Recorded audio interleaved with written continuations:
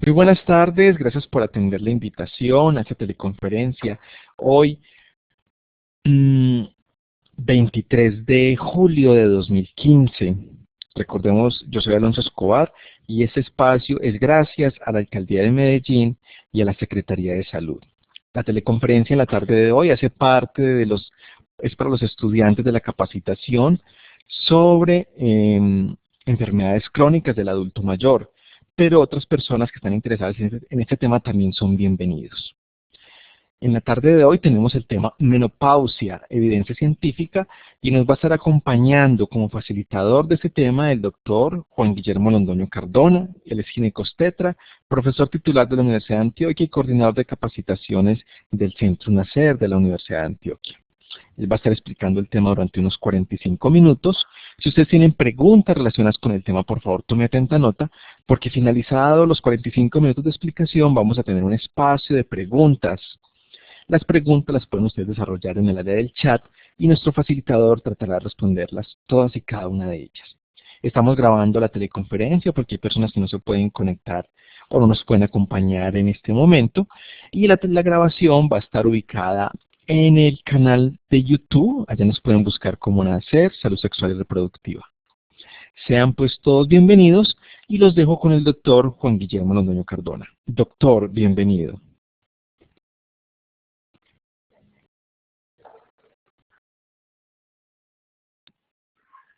Buenas tardes a todos ustedes. Mil gracias por su presencia a la conferencia de menopausia. La evidencia científica que hace parte de la capacitación sobre el adulto mayor, las enfermedades crónicas. En esta tarde vamos a a tratar varios temas. Fundamentalmente vamos a hablar que las definiciones, algo de la fisiopatología, el diagnóstico y el manejo de la menopausia. De nuevo, mil gracias por su presencia y recuerden que esta conferencia se hace gracias a la Secretaría de Salud de Medellín a través del convenio con la Universidad de Antioquia. Empecemos entonces con los conceptos que se manejan hoy en menopausia. Existen muchas variaciones y la menopausia es un periodo en el ciclo reproductivo de la mujer. Y hay una serie de términos que es necesario aclarar para poder seguir adelante. Perimenopausia es el periodo de transición de la vida reproductiva a la etapa no reproductiva.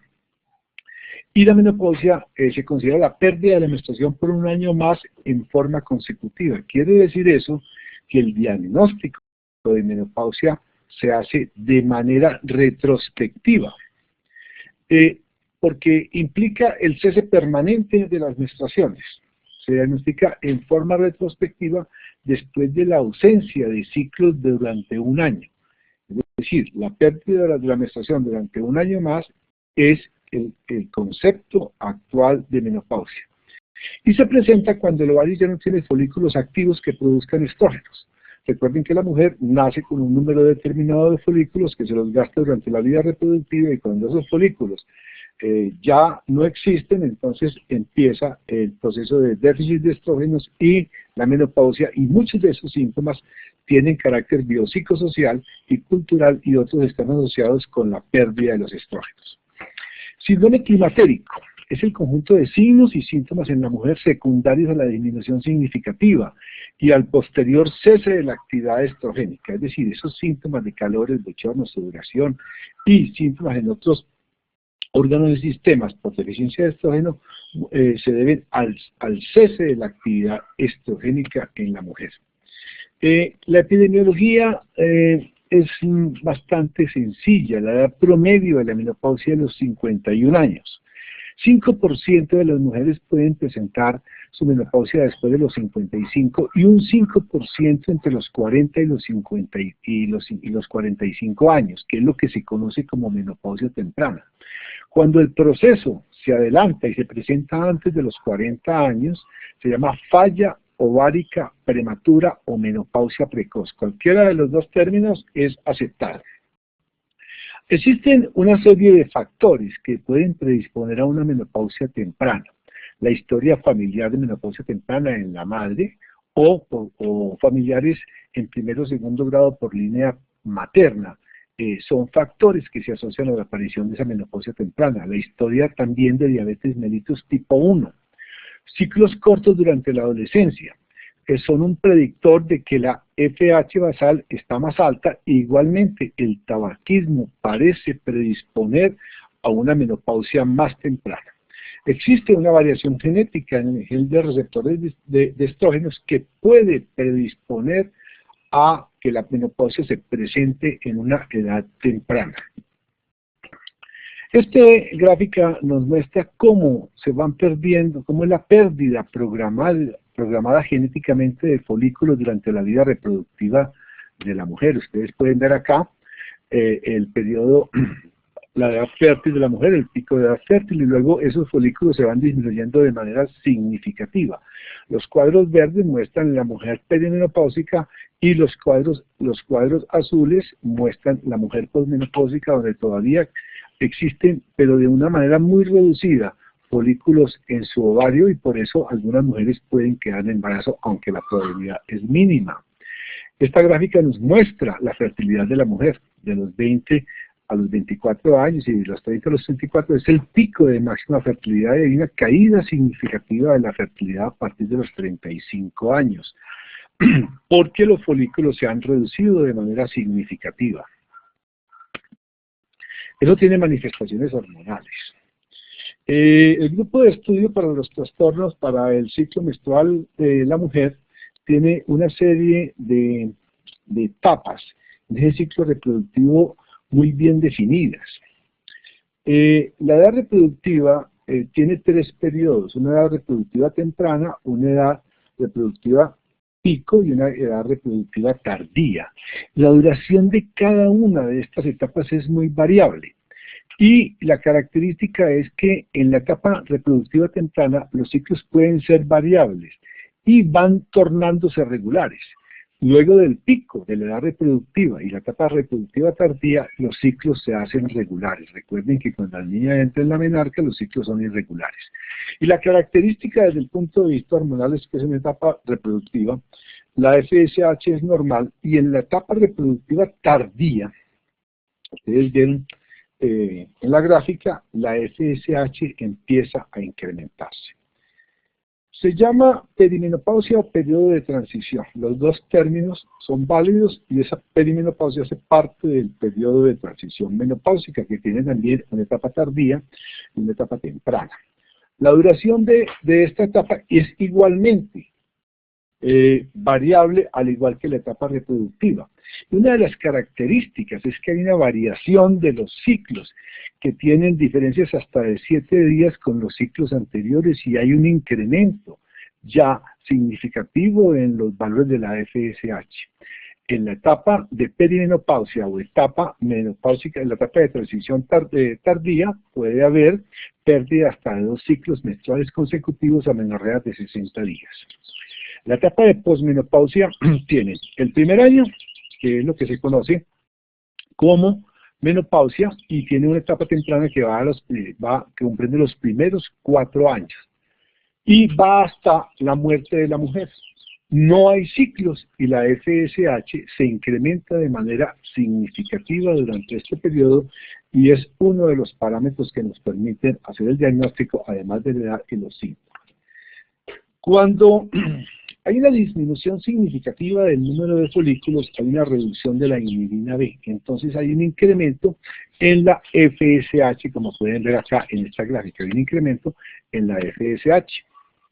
Igualmente hay un incremento en la LH, la duración de la fase folicular se acorta, y puede haber en la etapa temprana un incremento en el nivel de estrógenos por incremento de la actividad de la aromatasa. Esto hace que estas mujeres pueden presentar hemorragia uterina disfuncional en ese periodo reproductivo tardío o en la etapa de transición por ese incremento en el nivel de estrógenos. La etapa de transición menopáusica es una etapa bastante interesante en la edad reproductiva de la mujer. En los últimos años reproductivos, los ciclos son ovulatorios, pero la fase folicular se va acortando. En la fase de transición temprana, Hay una disminución de la inhibina, como les había comentado inicialmente, un incremento significativo de la hormona folículo estimulante, y el estradiol puede estar normal o elevado por efecto de las aromatasas con una progesterona baja. En la etapa de transición tardía existen grandes fluctuaciones en los niveles de hormona folículo estimulante y del estradiol. La anovulación crónica y la deficiencia de progesterona conducen a una hiperplasia endometrial. El tener ciclos irregulares o sangrado uterino disfuncional abundante obliga a realizar estudios de endometrio. Esta etapa es muy importante porque la mujer podría en este periodo hacer hiperplasias endometriales o carcinoma de endometrio, y el médico debe estar alerta y hacer estudios en caso de que se presenten hemorragias de uterinas disfuncionales. Por eso es mandatorio hacer estudios de endometrio en mujeres en esta etapa de transición tardía. Después de la menopausia no hay secreción de estradiol y solo hay andrógenos por estimulación continua de la LH sobre el ovario. Entonces ahí lo que tenemos es un incremento de andrógenos en esa etapa. El cuadro clínico depende de varios factores. El organismo tiene una serie de tejidos blancos ricos en receptores estrogénicos. Esos receptores estrogénicos están regados por diferentes órganos y sistemas. El sistema urogenital, la mama, el hueso, el sistema cardiovascular, el sistema nervioso central y el tracto gastrointestinal. Entonces los síntomas de la mujer se van a presentar por la reducción de los niveles de estrógeno y su efecto en esos órganos blancos que acabo de mencionar.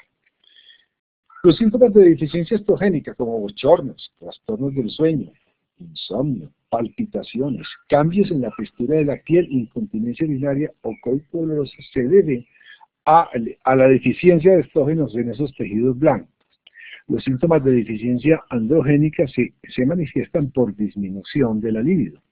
Y los síntomas de deficiencia de progesterona en la perimenopausia nos llevan a ciclos menstruales abundantes o irregulares. Recuerden que ese periodo de transición se caracteriza por ciclos irregulares.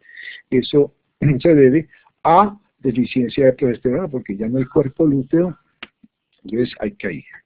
Entonces este cuadro nos muestra cómo entonces se comportan esos síntomas. Algunos se conocen como síntomas de inicio temprano, otros signos físicos de inicio intermedio y otras enfermedades que son de inicio tardío.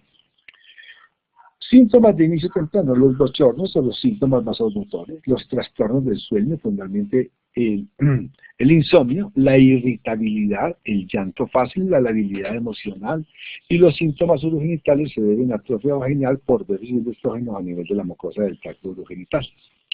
Los signos físicos de inicio intermedio entonces son atrofia vaginal, atrofia cervical, adelgazamiento de la piel y el cabello. El cabello se hace mucho más delgado y presenta caída significativa. Y hay una serie de enfermedades de inicio tardío, como son la osteoporosis, que más adelante vamos a ver cómo podríamos nosotros hacer un diagnóstico de esto. Y este cuadro nos presenta todos los síntomas y signos que puede presentar la mujer durante el periodo de transición o durante la menopausia. Hay calores, hay bochornos, hay cefaleas, si hay pérdida del tejido de sostén y puede haber caída de dientes, el riesgo de enfermedad cardiovascular se incrementa de manera significativa, entre otras cosas. No solamente por la menopausia, sino por un proceso de envejecimiento que va sufriendo la mujer, dolores osteomusculares, el vello púbico puede ser más delgado o caerse, y hay pérdida significativa de masa ósea y riesgo de fractura.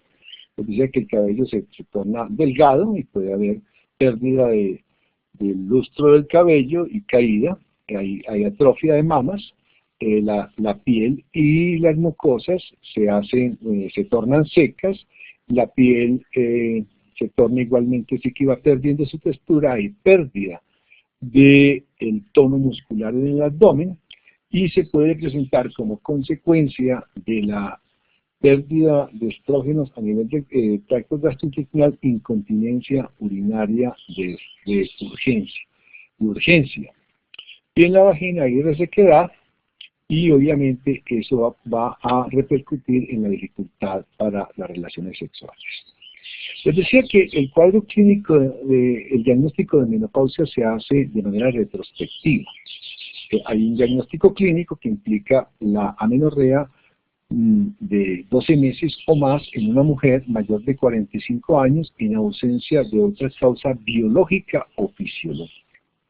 Cuando se presenta en etapas tempranas, entonces es importante descartar otras causas de amenorrea, como el embarazo, el síndrome de anovulación crónica, el síndrome de Asherman. Recuerden esas bridas que se presentan a nivel del endometrio por atrofia, por manipulación con curetas, etcétera, de la disfunción tiroidea o adrenal, la atrofia del endometrio, la hiperprolactinemia y los trastornos nutricionales. Estos trastornos hay que descartarlos en mujeres cuando la menopausia se presenta por debajo de los 45 años.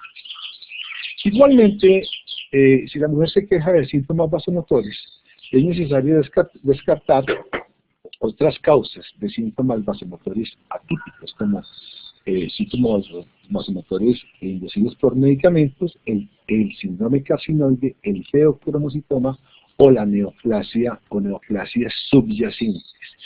Generalmente en mujeres por encima de 45 años y sanas, la pérdida de menstruaciones durante 12 meses o más hace el diagnóstico de menopausia. Y esas mujeres sanas que presentan ese periodo de transición y esa pérdida de la menstruación durante esos 12 meses no requieren mayor evaluación. En mujeres mayores de 45 años, con síntomas y ciclos irregulares, no vamos a hacer mayores evaluaciones, no se justifica. Pero en mujeres menores de 45 años, las que tienen esa menopausia temprana, podemos nosotros descartar un embarazo a través de una beta-HCG, evaluar niveles de prolactina, la TSH, el estradiol y la FSH. Y en mujeres menores de 40, es decir, quienes presentan falla ovárica prematura o menopausia precoz, vamos a evaluar niveles de estradiol, LH, TSH, prolactina, perfil tiroideo con anticuerpos y cariotipo, porque no es normal y siempre se debe buscar alguna causa subyacente de falla ovárica prematura o menopausia precoz. ¿Qué vamos a evaluar entonces cuando nos llega ya esta mujer con los síntomas y signos que les acabo de mencionar? Peso, talla, índice de masa corporal, tensión arterial, y vamos a compararla con los valores previos a ver cómo ha sido esa transición si la mujer se nos está tornando hipertensa. Hacemos un examen de tiroides y pedimos las pruebas tiroideas convencionales y un examen de piel.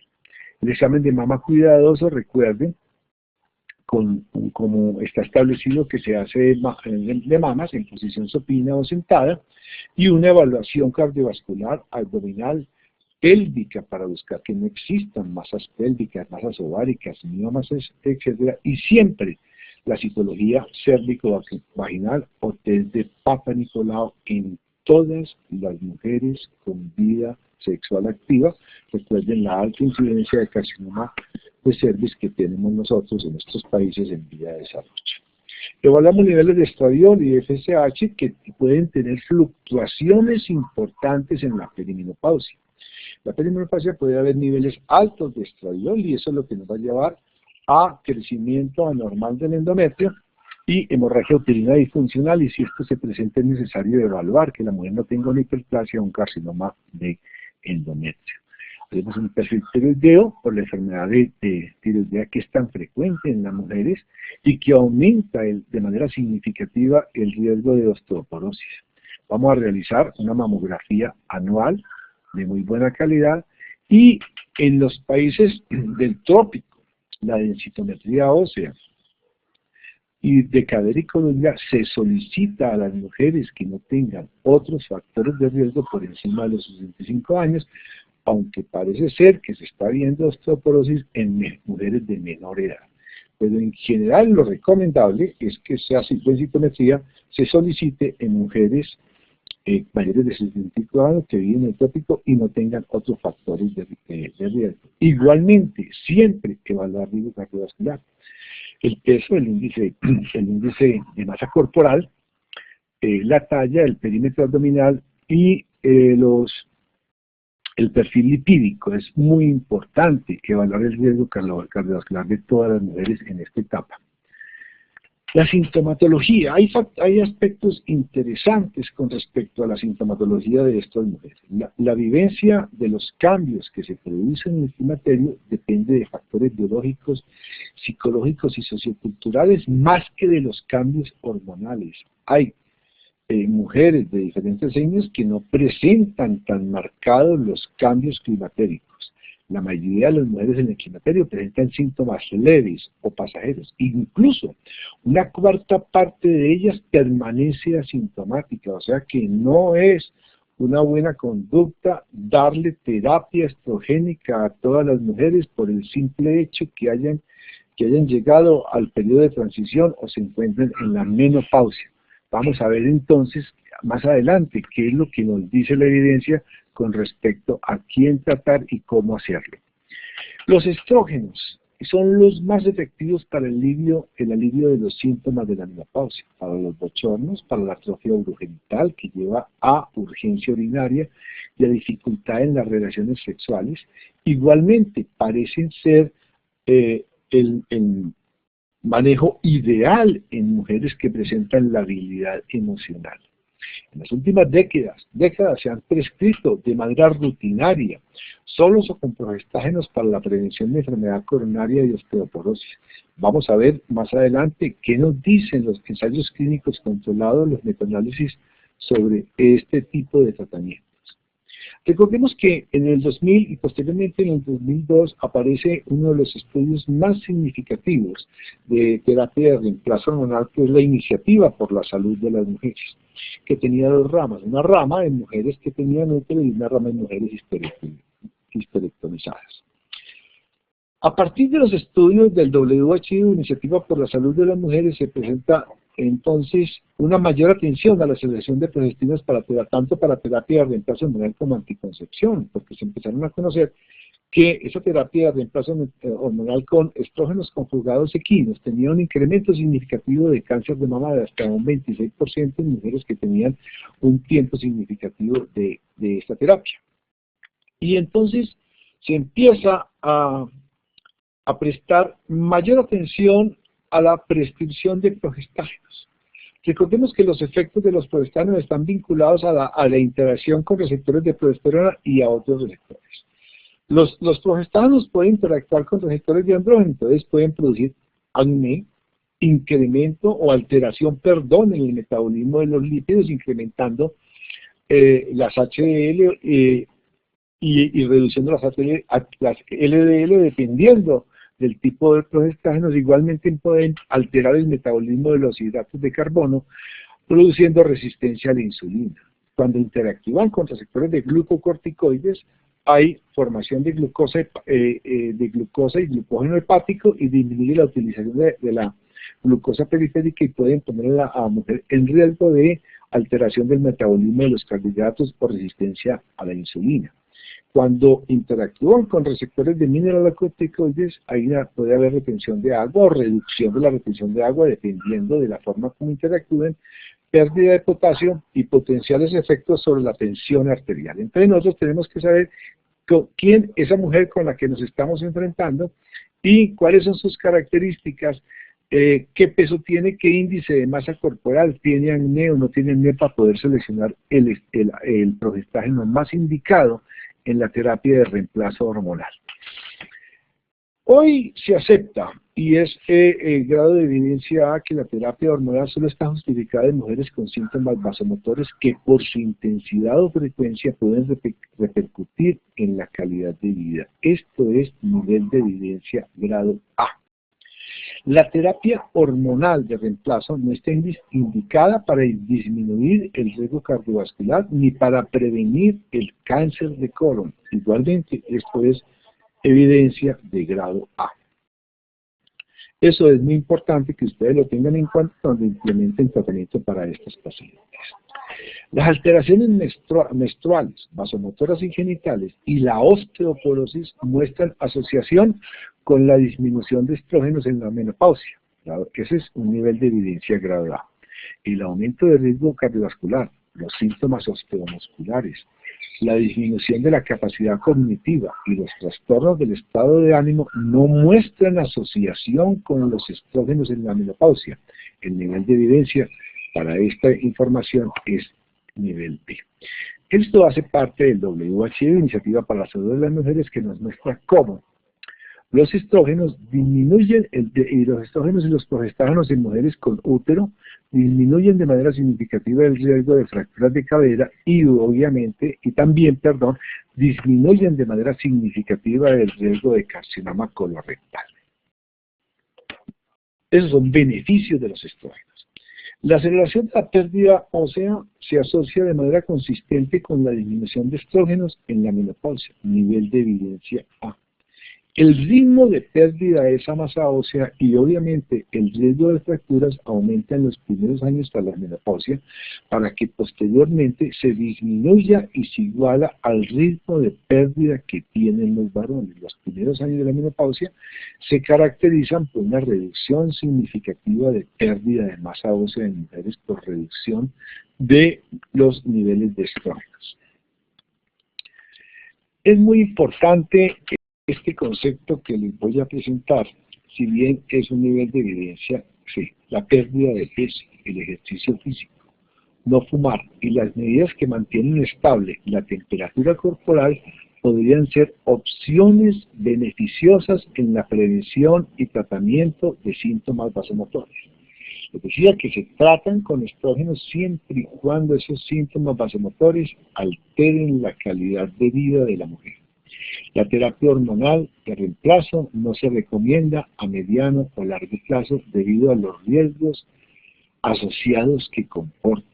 Puede haber eventos coronarios, accidentes cerebrovasculares, trombosis venosa profunda, tromboembolismos pulmonares, cáncer de mama de manera significativa, carcinoma de endometrio, si obviamente cuando no estamos dando esos estrógenos con progestinas, y carcinoma de ovario e incremento del riesgo de litiasis vesicular. Eso es muy importante y el médico debe evaluar y hacer un excelente interrogatorio para no colocar a estas mujeres en riesgo. Los estrógenos, además del efecto en esos órganos blancos, a nivel de mama, sistema nervioso central, a nivel de tracto gastrointestinal y aparato urogenital, tienen otros posibles efectos benéficos. La terapia combinada parece disminuir el riesgo de diabetes mellitus tipo 1 porque disminuye la resistencia a la insulina. Y puede disminuir el riesgo de recurrencia de las infecciones de las vías urinarias recurrentes, disminuye esa frecuencia por la atrofia, porque revierte la atrofia urogenital. Igualmente hay una mejoría, una tendencia a la mejoría de los síntomas depresivos que presentan las mujeres tanto en el periodo de transición como en la posmenopausia. Y hay una preservación del grosor y el contenido de colágeno de la piel.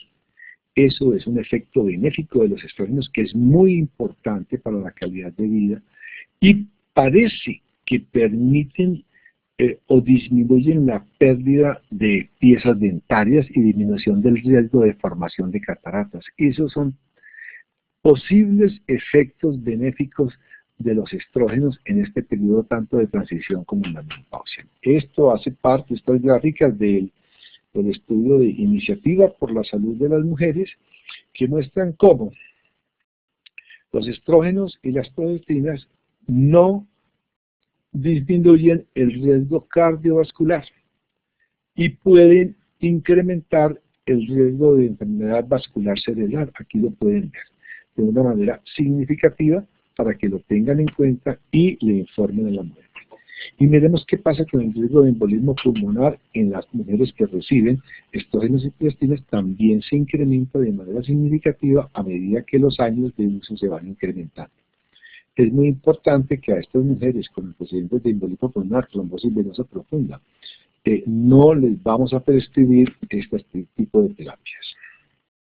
Igualmente, prevención secundaria de efectos cardiovasculares, miren que no hay ningún efecto cuando comparamos la terapia de reemplazo hormonal con placebo. No vamos a prevenir de manera secundaria los eventos cardiovasculares en las mujeres. Igualmente, ustedes saben que la terapia de reemplazo hormonal, el WHO lo mostró, y muestra un incremento significativo en el riesgo de cáncer de mama de hasta un 26%, y miren el número de mujeres que recibieron la terapia cuando la comparamos con placebo. El tratamiento de la mujer en etapa de transición y durante la menopausia debe ser parte de una estrategia médica integral que incluya modificaciones en el estilo de vida y otras medidas preventivas desde edades tempranas.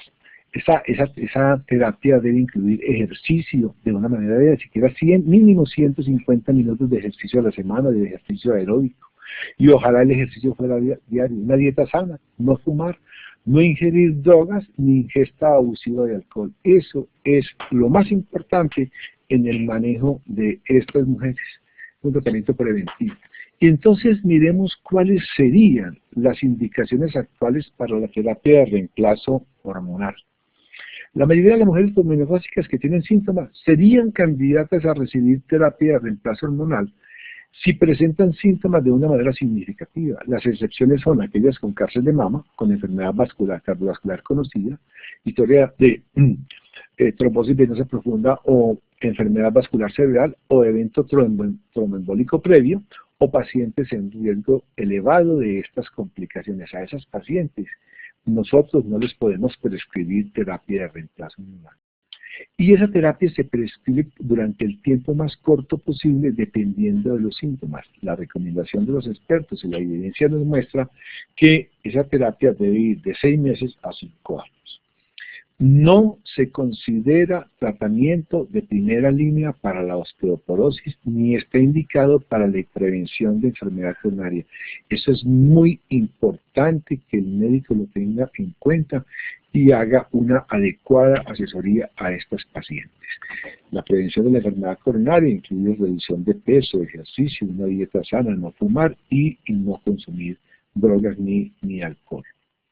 ¿Cómo entonces, cuáles serían las alternativas al uso de estrógenos en mujeres en que haya contraindicaciones? Para los síntomas vasomotores podríamos utilizar inhibidores de la recaptura de serotonina, como la gabapentina, pero los resultados no son concluyentes. Para la atrofia urogenital, lubricantes vaginales o estrógenos vaginales en bajas dosis. El estriol, por ejemplo, con aplicaciones de 1 a 2 veces a la semana durante el primer mes y luego 1 vez a la semana, van a revertir la atrofia urogenital, van a permitir una vida sexual más placentera porque la mujer va a poder lubricar. Para la osteoporosis vamos a utilizar calcio, vitamina D, moduladores selectivos de los receptores de estrógenos y bifosfonatos, que es la droga de elección para el manejo de la osteoporosis. Y lo más importante sería tal vez prevenirlo a través de una dieta con unas dosis adecuadas de calcio y ejercicio aeróbico. Recordemos que en nuestro medio hay deficiencias, mujeres con deficiencias importantes de vitamina D, y se justificaría medir niveles de vitamina D y dar suplementos cuando estos niveles están reducidos. Otras alternativas serían la tibolona, es un esteroide sintético con propiedades estrogénicas, androgénicas y progesterogénicas, que tiene un efecto benéfico sobre la densidad mineral ósea y con los síntomas vasomotores. Esa sería una alternativa a los estrógenos en mujeres con contraindicaciones. La eficacia de la tibolona es similar a los estrógenos, con los progestágenos para el control de síntomas vasomotores, y el nivel de evidencia es alto, es un nivel de evidencia de grado A. El raloxifeno, la clonidina, la metildopa, la gabapentina y los antidepresivos no han mostrado resultados concluyentes, por lo tanto no están indicados en tratamiento de los síntomas vasomotores. Es muy importante. La clonidina puede producir resequedad en la boca, mareo, constipación y sedación. Y el resultado en cuanto a reducción de síntomas vasomotores no es significativo con estos medicamentos. Los fitoestrógenos tan socorridos por muchos médicos, la vitamina D, la homeopatía y las hierbas medicinales no han mostrado resultados concluyentes, por lo que no están indicados en el tratamiento de síntomas vasomotores. Se dice que los fitoestrógenos podrían tener un efecto similar a los placebos, de un 50%, que sería el mismo efecto que podríamos esperar nosotros de un placebo. El verolipride tiene efectos extrapiramidales y los productos herbales no son más efectivos que un placebo. Y muchas veces los costos superan hasta los medicamentos que les acabo de mencionar. Para prevenir la osteoporosis, nivel de evidencia grado A.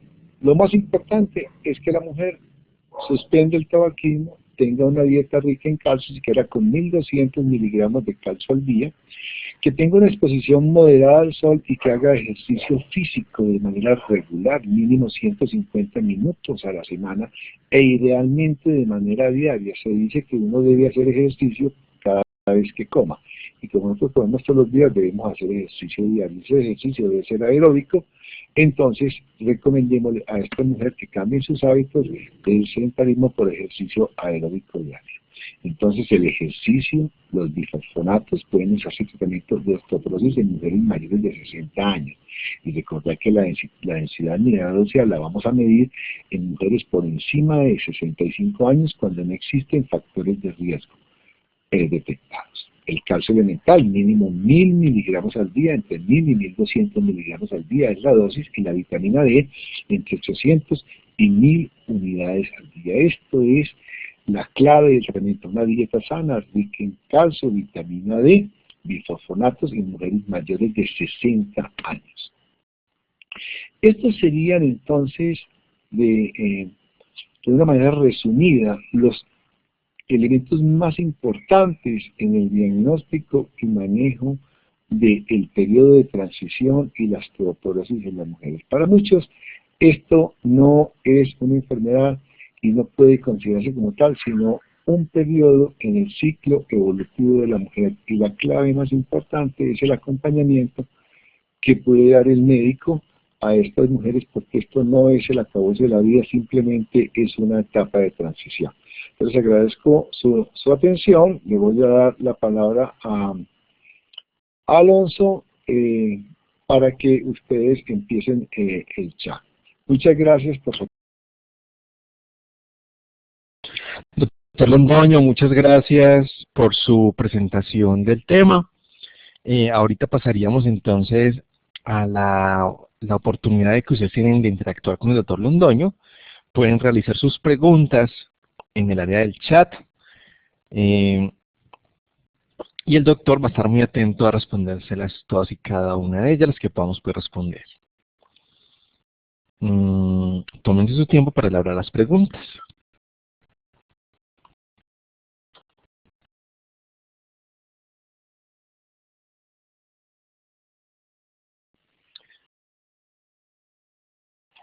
Estoy esperando que formulen sus preguntas. Si hay alguna, pues con mucho gusto estamos dispuestos a contestarla. Entonces aquí viene Albanelli, me pregunta cuánto tiempo es el recomendado de exposición al sol. Lo ideal sería el sol de la mañana. Lo que se recomienda es 15 minutos por cada lado del cuerpo, protegiendo fundamentalmente la cara, pero dejando al descubierto la mayor parte del cuerpo con un vestido de baño adecuado, para que se pueda recibir el sol. Lo ideal sería, como les digo, el sol de la mañana, de las 9 a 10 de la mañana, 15 minutos por un lado y 15 minutos por el otro. Eso es lo recomendado, y hacerlo de manera regular.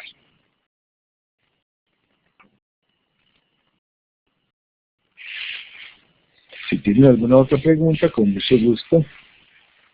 Con mucho gusto. Dice,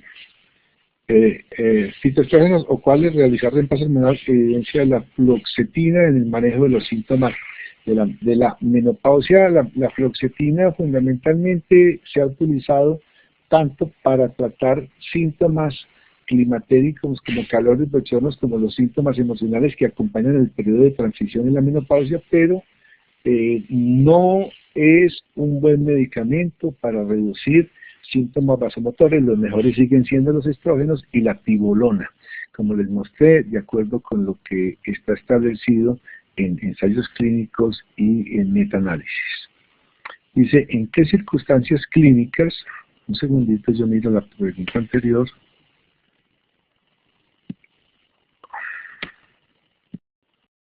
¿Cuánto tiempo? Muy bien. Loxetina.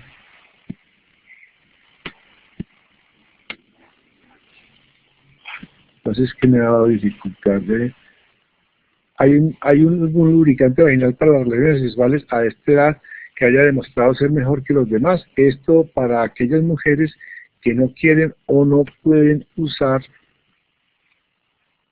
que no pueden usar estrógenos. El estriol tiene una ventaja, que el estriol vaginal, ya sea en óvulos o en crema, tiene una ventaja grande, y es que el porcentaje de absorción es mínimo y prácticamente no tiene contraindicaciones. Generalmente a veces se ha satanizado a mujeres que tengan alguna contraindicación, pero el estriol es una buena alternativa y existen otros lubricantes derivados de las maderas que facilitan las relaciones sexuales, pero el estriol es una buena alternativa y generalmente las recomendaciones son mínimas. Las contraindicaciones son mínimas. Dice aquella mujer que no quiere o no puede usar estrógenos en ninguna presentación oral ni en crema vaginal. No hay mayores problemas con el estriol, pero podrían utilizar otros lubricantes comerciales derivados de la madera, como el Calle, etcétera, que son, pero generalmente actúan en el momento de la relación sexual. Dice Luis Carlos Murillo Valencia, ¿en qué circunstancias clínicas se debe sospechar causas diferentes a las edades de calor y como síndrome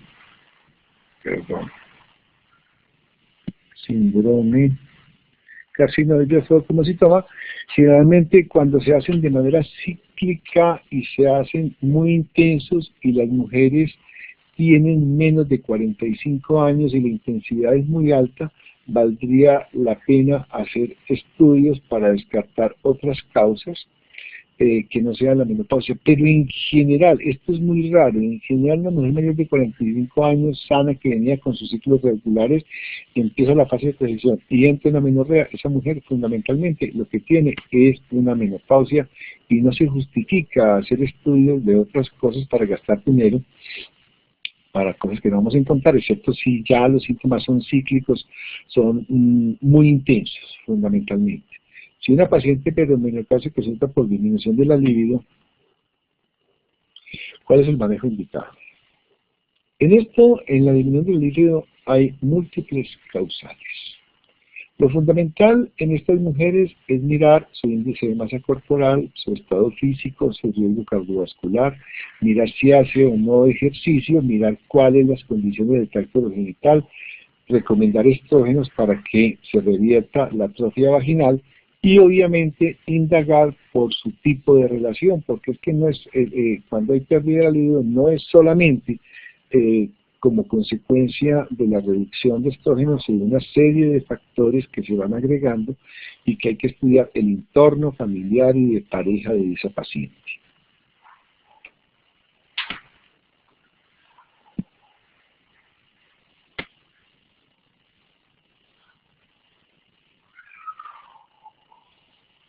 Me encuentro más preguntas en este momento.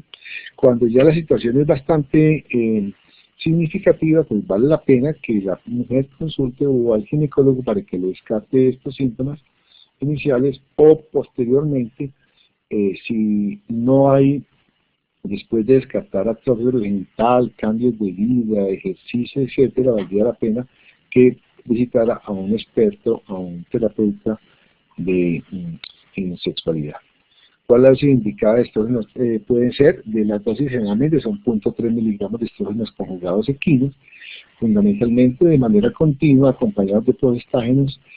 Puede ser progesterona natural micronizada si hay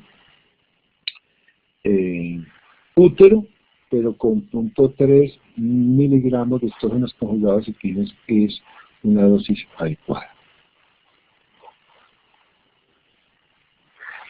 Por aquí hay otra pregunta. Dice que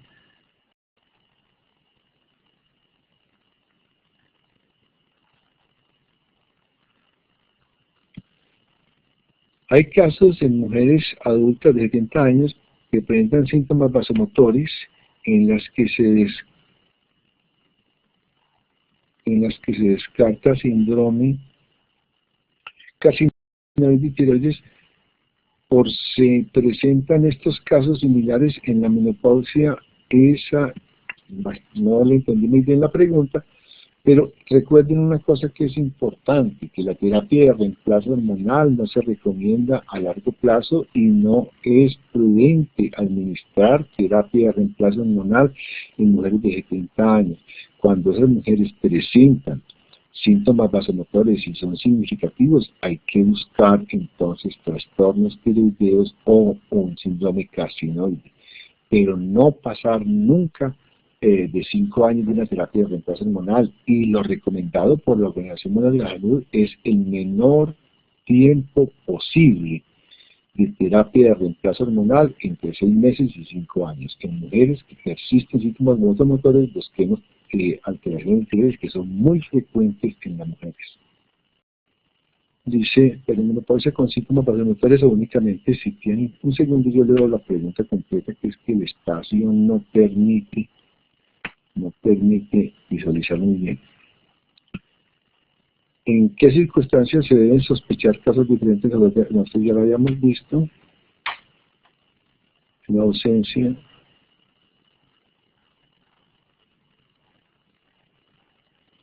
La terapia de reemplazo está indicada en perimenopausias con síntomas vasomotores o únicamente si tiene amenorrea de más de 12 meses más los síntomas vasomotores.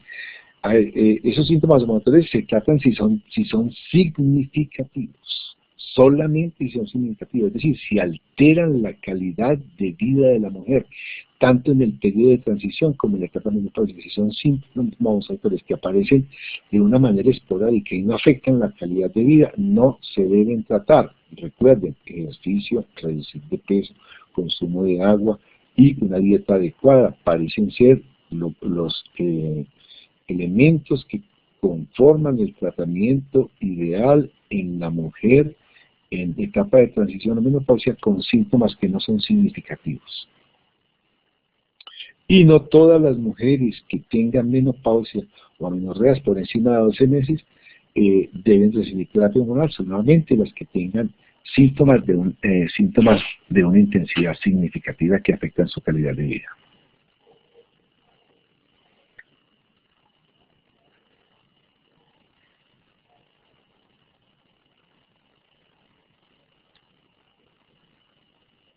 Si alguna pregunta, pues todavía tenemos tiempo, o si quieren cerramos la sesión, y les agradezco mucho su presencia esta noche. Esta conferencia queda en la plataforma de ENACE para que ustedes la puedan consultar, la puedan bajar si lo consideran pertinente. Si no hay más preguntas, entonces muchas gracias, buenas noches, y nos vemos en otras sesiones de capacitación de la Secretaría de Salud de Medellín. Le doy entonces la palabra a Alonso para que les dé indicaciones. Muchas gracias. No sería más por el momento, entonces les deseamos una feliz noche a todas las personas. Muchas gracias por participar, y al doctor Londoño, muchísimas gracias por atender esta invitación, y le invito por último a que termine con el botón de grabación. Finalizada la grabación, los invito a que abandonemos toda la sala. Que tengan todos una feliz noche. Hasta luego.